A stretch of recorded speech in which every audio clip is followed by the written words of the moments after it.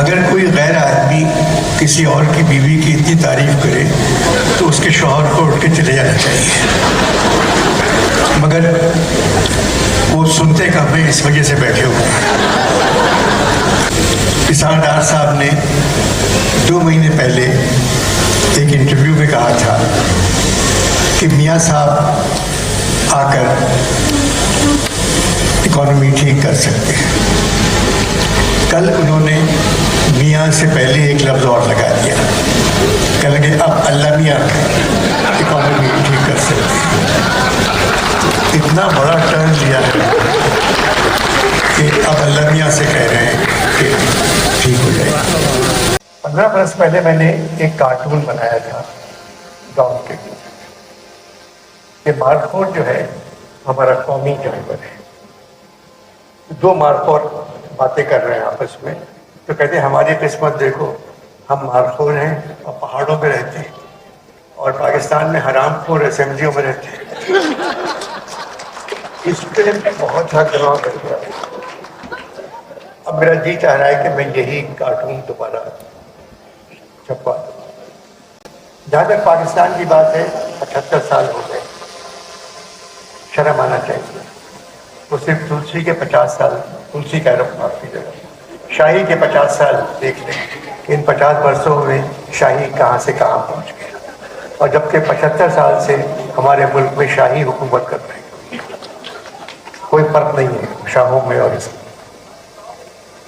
اب یہ کہتے ہوئے برا لگتا ہے، پاکستان بہت اچھی جگہ ہے، بہت اچھا ملک ہے، سب کچھ ہے اس میں، صرف بدقسمت نہیں آتے لوگ کہ ان کو سربراہ اچھے نہیں۔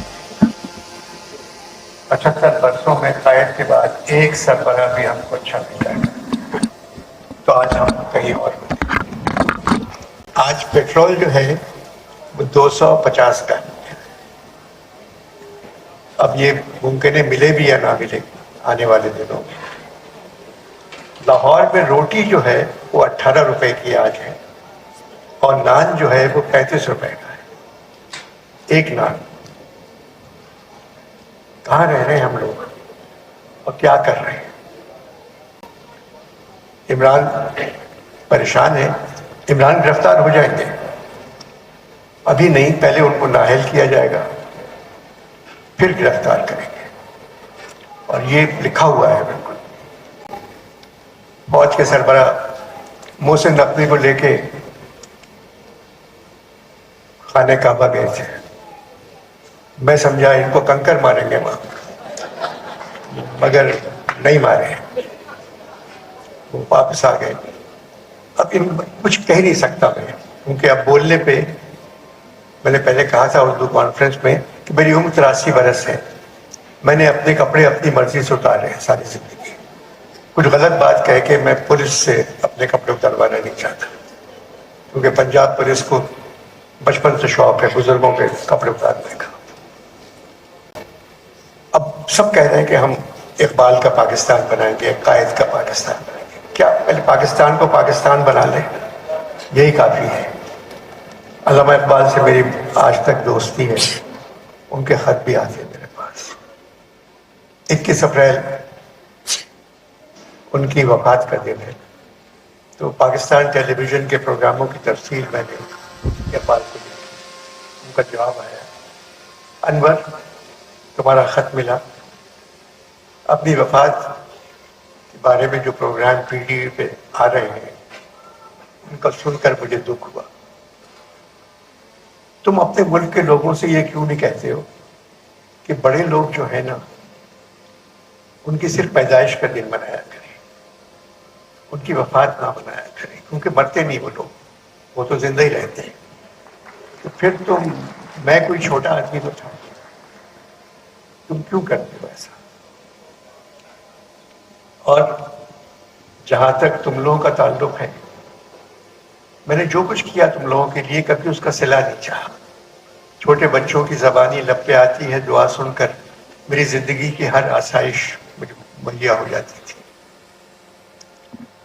تم لوگوں نے کیا کیا؟ میرے پاس میرے اکثر دوست آتے تھے اور مجھ سے کہتے تھے کہ علامہ تم سب کانٹیننٹ کے شاعر ہو۔ میں نے کہا میں کیا کہہ سکتا ہوں، یہ خطاب مجھے میرے چاہنے والوں نے دیا.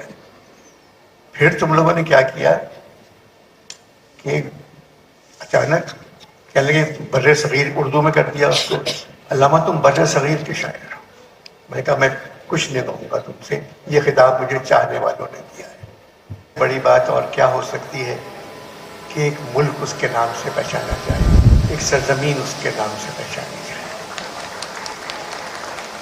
اس کے بعد تم حرامزادوں نے کیا کیا کہ مجھے صرف مغربی پاکستان کا شاعر بنا دیا. 1971 میں اقبال صرف مغربی پاکستان کا شاعر. جس تیزی سے تم مجھ کو اور میری شاعری کو کم کر رہے ہو، میں اس دن سے ڈر رہا ہوں جس دن لاہور ٹیلی ویژن سے یہ اناؤنسمنٹ ہو کہ اب فریدہ خانم سے اقبال سیال کوٹی کا کلام سنیے. معاف کر دو مجھ کو اور میری شاعری کو، رحم کرو. جس دن میں نے پاکستان کا خواب دیکھا تھا، مجھے سونا نہیں چاہیے تھا اس دن. میں سارا ہمیشہ جاگتا ہی رہا. اسی دن صبح جس دن میں نے پاکستان کا خواب دیکھا، کسی نے مجھے بتایا ہے کہ تمہاری پہنچ سربراہوں تک ہے. انور 71 میں آدھا ملک رہ گیا. جتنی زمین تمہارے پاس آج ہے یہ بھی اللہ کی دی ہوئی نعمت ہے. دریا، پہاڑ، صحرا، پھل پھول، چمن، باغات، سمندر، 4 موسم، نہریں. انور مقصود، یہی تو سورہ رحمان ہے جو تمہاری زمین ہے. کس کس نعمت کو ٹھکراؤ گے تم اس کی؟ کسی نے بتایا ہے کہ تمہاری پہنچ سربراہوں تک ہے. اس دفعہ اسلام آباد جانا تو میری طرف سے اپنے سربراہ سے کہہ دینا کہ جتنی زمین بچی ہوئی ہے اس کو خدا را زمین نہ سمجھیں، اس کو پلاٹ سمجھیں، کیونکہ تمہارے سربراہ پلاٹ کی حفاظت تو کر سکتے ہیں، زمین کی نہیں کر سکتے. تمہارا محمد اقبال.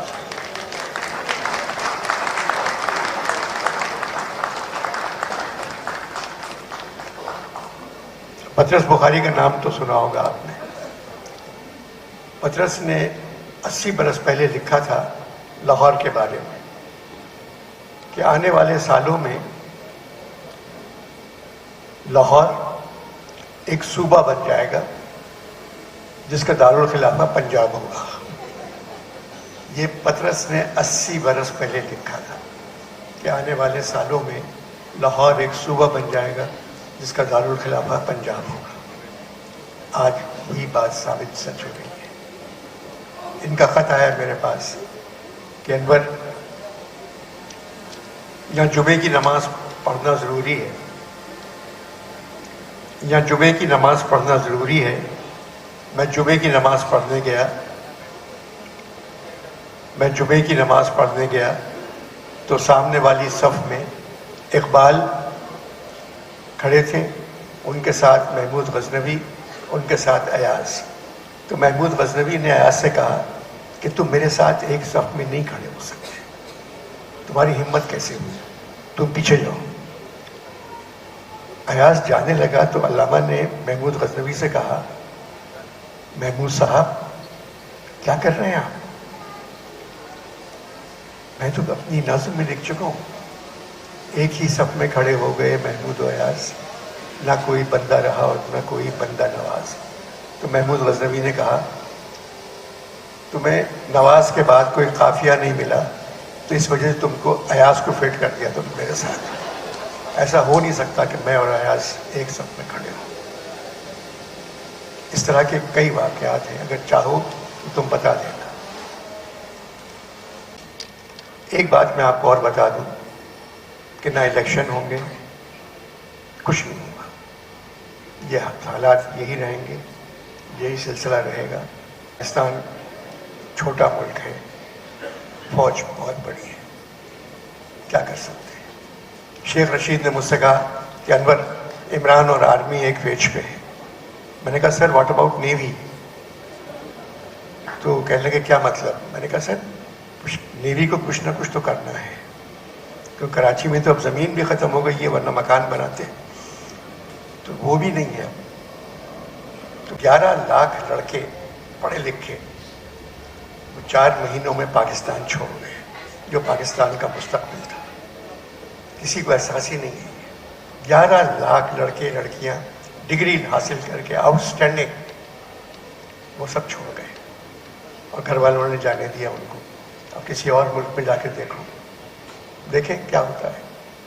ڈالر اگر 300 کا کہا تھا تو 325 پہ رکے گا۔ یہ IMF والے کیا کرتے ہیں اس ملک کے ساتھ؟